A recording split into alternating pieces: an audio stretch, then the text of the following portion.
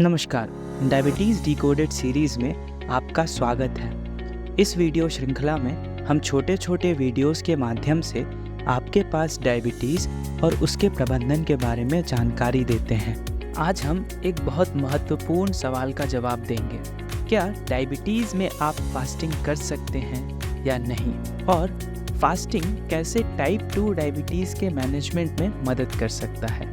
हम इसे बिल्कुल डिटेल में समझेंगे और इसके वैज्ञानिक आधार पर बात करेंगे। सबसे पहले समझते हैं कि फास्टिंग है क्या। फास्टिंग, जिसे हम उपवास के नाम से भी जानते हैं, एक प्रक्रिया है जिसमें व्यक्ति एक निश्चित समय के लिए भोजन का सेवन नहीं करते हैं। फास्टिंग के विभिन्न प्रकार होते हैं, जैसे इंटरमिटेंट फास्टिंग, जिसके बारे में हमने पहले बात किया, ओमैड फास्टिंग यानी 1 मील अ डे फास्टिंग, या लंबे समय तक का फास्टिंग, जिसका मतलब है 24 घंटे या उससे अधिक का फास्टिंग। जब आप फास्टिंग करते हैं तो आपका शरीर पहले से संचित ग्लूकोज का उपयोग करता है। जब ग्लूकोज समाप्त हो जाता है तो शरीर फैट को ऊर्जा के रूप में उपयोग करना शुरू करता है। अब समझते हैं फास्टिंग के फायदे के बारे में। देखिए, फास्टिंग के फायदे सिर्फ वजन घटाने तक सीमित नहीं है। यह मेटाबॉलिज्म को भी बेहतर करता है, इंसुलिन सेंसिटिविटी को बढ़ाता है और यहाँ तक कि शरीर में इन्फ्लेमेशन को भी कम करता है। कुछ वैज्ञानिक शोधों में यह पाया गया है कि इंटरमिटेंट फास्टिंग करने से वजन में कमी होने के साथ साथ इंसुलिन सेंसिटिविटी में सुधार होता है, जिससे टाइप 2 डायबिटीज़ के मरीज में बेहतर शुगर कंट्रोल होता है। लंबे समय के फास्टिंग के दौरान ऑटोफेजी की प्रक्रिया भी शुरू होती है। ऑटोफेजी एक ऐसी प्रक्रिया है जिसमें हमारा शरीर पुराने और खराब सेल्स को खत्म करके नए सेल्स का निर्माण करता है। 2016 में इसके ऊपर शोध के लिए योशिनोरी ओसुमी को नोबेल प्राइज भी मिला था। ऑटोफेजी पर हुए शोध ने यह भी दर्शाया है कि फास्टिंग कैंसर जैसी बीमारियों पर सकारात्मक प्रभाव डाल सकता है। 2018 के एक अध्ययन में यह पाया गया कि फास्टिंग कैंसर कोशिकाओं की वृद्धि को धीमा कर सकता है और कुछ मामलों में उन्हें नष्ट भी कर सकता है। यह प्रक्रिया शरीर में स्वस्थ कोशिकाओं को बचाते हुए कैंसर कोशिकाओं को खत्म करता है। अब थोड़ा फास्टिंग और कीमोथेरेपी के संबंध में भी बात करते हैं। कुछ शोधों में यह पाया गया है कि कीमोथेरेपी के दौरान फास्टिंग करने वाले मरीजों में साइड इफ़ेक्ट कम होते हैं, जिससे उनका रिकवरी प्रोसेस बेहतर होता है।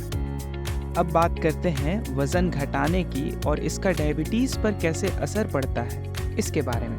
इसे हम ट्विन साइकिल हाइपोथेसिस के माध्यम से समझ सकते हैं, जिसके बारे में हमने पिछले वीडियोस में बात किया हुआ है। इस हाइपोथेसिस के अनुसार जब लिवर और पैनक्रियाज में फैट जमा हो जाता है तो ये अंग ठीक से काम नहीं कर पाते, जिससे इंसुलिन की प्रभावशीलता घट जाती है। टाइप 2 डायबिटीज़ के मरीज में यह देखा गया है कि जब वज़न घटता है तो लिवर और पैनक्रियाज से फैट घटने लगता है। इससे इंसुलिन की सेंसिटिविटी में सुधार होता है और ब्लड शुगर का स्तर बेहतर होता है। 2018 में डायबिटोलॉजी जर्नल में प्रकाशित एक अध्ययन में यह भी पुष्टि हुई कि जिन मरीजों ने कैलोरी नियंत्रण और फास्टिंग का पालन किया, उनमें लिवर और पैनक्रियाज की फैट की मात्रा कम हो गई और डायबिटीज़ के लक्षणों में सुधार देखा गया।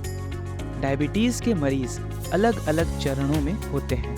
कुछ मरीजों में शुरुआती टाइप 2 डायबिटीज़ होता है, जिसे केवल जीवन शैली में सुधार और बहुत कम दवाइयों जैसे मेटफॉर्मिन से कंट्रोल किया जा सकता है।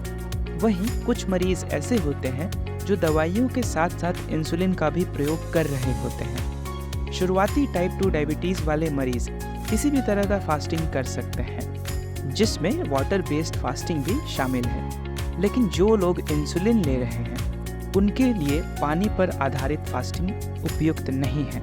ऐसे मरीज़ लो कैलोरी फास्टिंग पर जा सकते हैं, जो कि उनके लिए ज़्यादा सुरक्षित और प्रभावी हो सकता है। फास्टिंग करते समय भूख भी एक बहुत महत्वपूर्ण मुद्दा हो सकता है, खास करके शुरुआत में। भूख का मुख्य कारण ग्रेलिन हार्मोन है, जिसे हंगर हार्मोन भी कहा जाता है। जब आप लंबे समय तक खाना नहीं खाते तो ग्रेलिन का स्तर बढ़ जाता है, जिससे आपको भूख लगती है। लेकिन कुछ घंटों बाद ग्रेलिन का स्तर धीरे धीरे कम होने लगता है और भूख की तीव्रता भी घट जाती है। एक अध्ययन में पाया गया कि जब लोग फास्टिंग करते हैं, शरीर ग्रेलिन के स्तर को रेगुलेट कर लेता है और भूख का प्रभाव कम हो जाता है। आप भूख को मैनेज करने के लिए ब्लैक कॉफ़ी, हर्बल टी और पर्याप्त पानी का सेवन कर सकते हैं। फास्टिंग के कई और लाभ हैं जो शरीर के विभिन्न पहलुओं को प्रभावित करते हैं, जैसे कि मेटाबॉलिक रेट। फास्टिंग के दौरान शरीर का मेटाबॉलिक रेट स्थिर रहता है या थोड़ा बढ़ भी सकता है। इससे वजन घटाने में और मदद मिलती है। दूसरा, मानसिक स्पष्टता।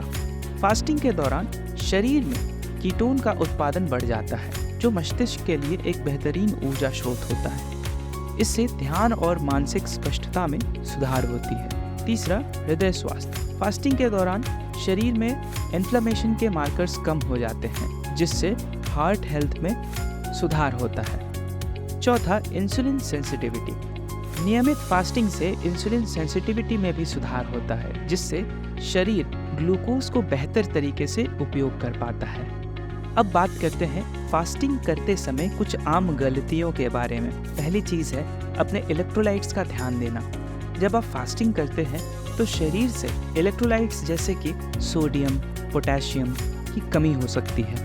इससे चक्कर आना, मांसपेशियों में खिंचाव और थकान जैसी समस्याएं हो सकती हैं। इसीलिए नमक और पोटेशियम की सप्लीमेंट्स आप फास्टिंग के दौरान ले सकते हैं। दूसरी गलती जो फास्टिंग के दौरान लोग अक्सर करते हैं वो यह है कि वह व्यायाम नहीं करते हैं। फास्टिंग का मतलब यह नहीं कि आप निष्क्रिय हो जाएं।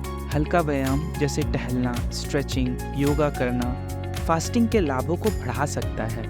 व्यायाम से मेटाबॉलिज्म बढ़ता है और फैट बर्निंग की प्रक्रिया तेज होती है। तीसरी गलती ये है कि फास्टिंग से पहले अत्यधिक कार्बोहाइड्रेट का सेवन लोग अक्सर करते हैं। अगर आप फास्टिंग से पहले बहुत ज़्यादा कार्बोहाइड्रेट खाते हैं तो आपका शरीर कीटोसिस में जाने में समय लगाता है।